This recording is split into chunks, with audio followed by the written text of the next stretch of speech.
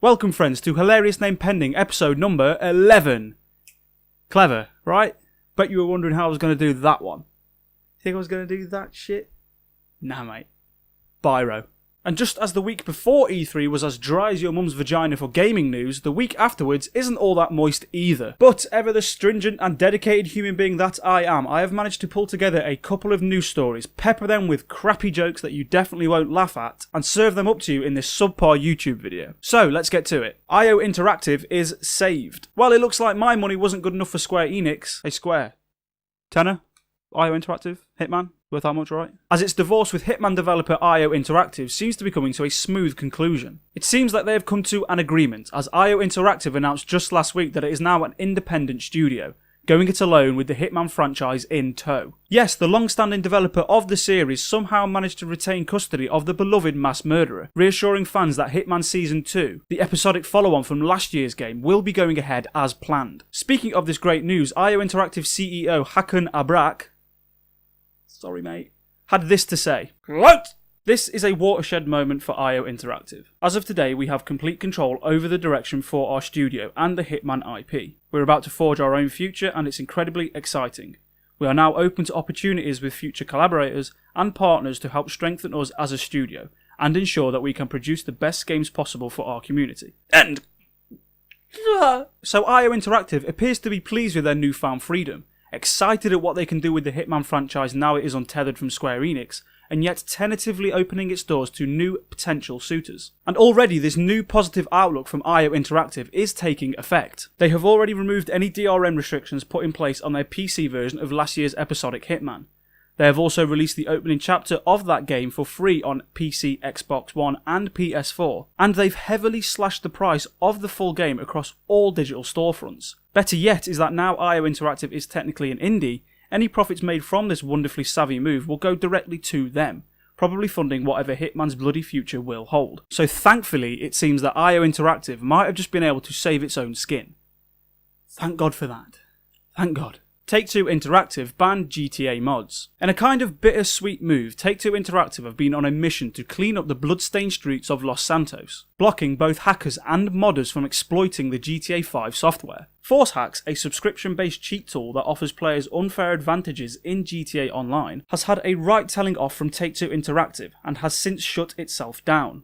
One can only assume that no small amount of legal muscle was used by Take-Two Interactive, which saw Force Hacks running in fear like the little bitch it undoubtedly was. There's no room for cheats in GTA Online, nor in gaming as a whole for that matter, so Take-Two shutting down one of the most popular fuckboy hacks is no doubt a positive thing. In what is also a puzzling yet hilarious move, Take-Two Interactive has somehow strong-armed Force Hacks into donating all of its proceeds from this software scam to various different charities. And whilst the eviction of cheaters is a powerfully positive move from Take-Two Interactive, this very same expulsion of modders is an ass-backward decision at best. Open4, a single-player modding tool for GTA 5, was served a cease and desist order by Take-Two Interactive last week, forcing the Russian-based developers of the popular software to shut down their shit almost immediately. This modding tool was extremely popular amongst the PC community, altering only the single-player elements of the game and, unlike Force Hacks, offering no player advantage in Grand Theft Auto Online. It was harming nobody. And whilst I do applaud Take-Two Interactive's efforts in making GTA Online a fairer place to play, the blocking of mods is just insulting to the GTA community at large. It had become an undeniably popular aspect of Grand Theft Auto 5 that definitely drove up the sales of the PC iteration. It made for perfect YouTube fodder,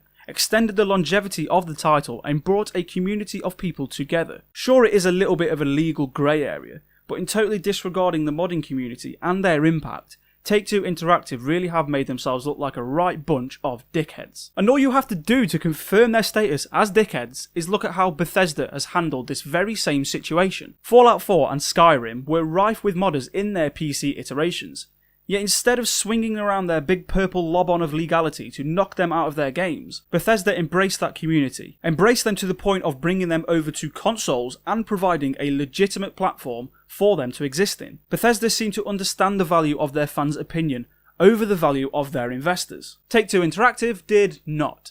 You dickheads. Dickheads.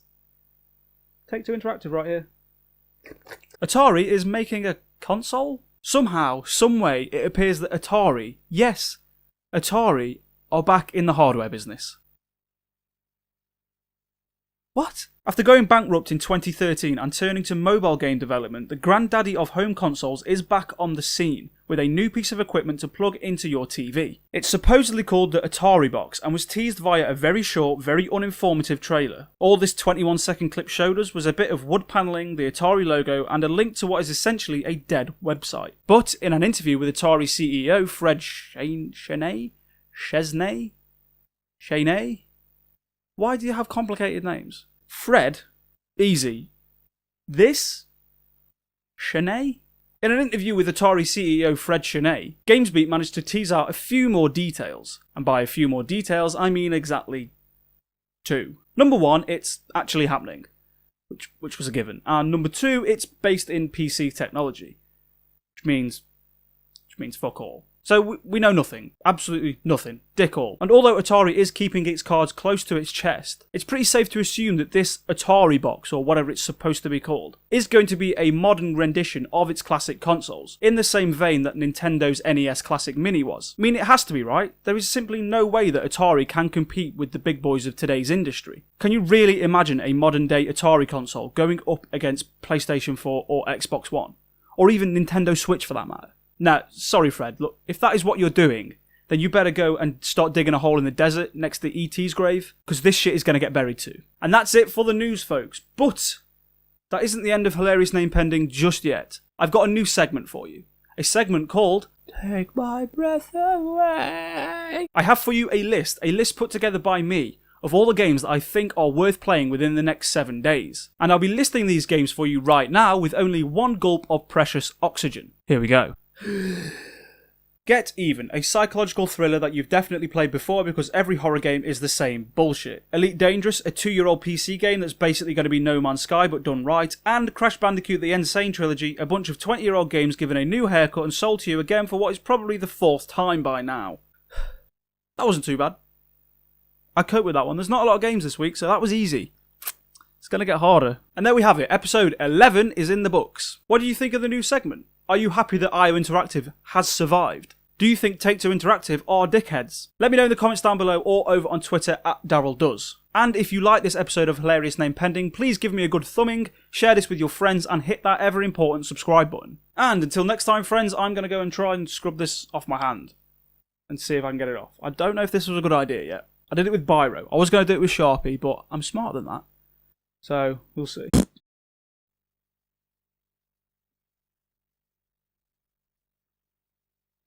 It'll come off.